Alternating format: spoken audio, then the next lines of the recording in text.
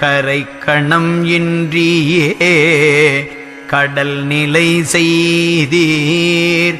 கருணை கடற்கு கரை கணம் செய்யீர்.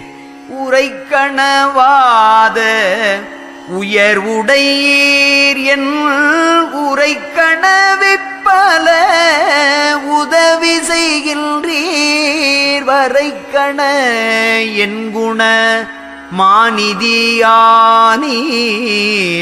வாய்மையில் கூறித்தனும் வரவு கண்டல்லால் அரைக்கணமாயினும் தரித்திட மாட்டேன். அருட்பெரும் ஜோதியீர் ஆணையினும் மீதே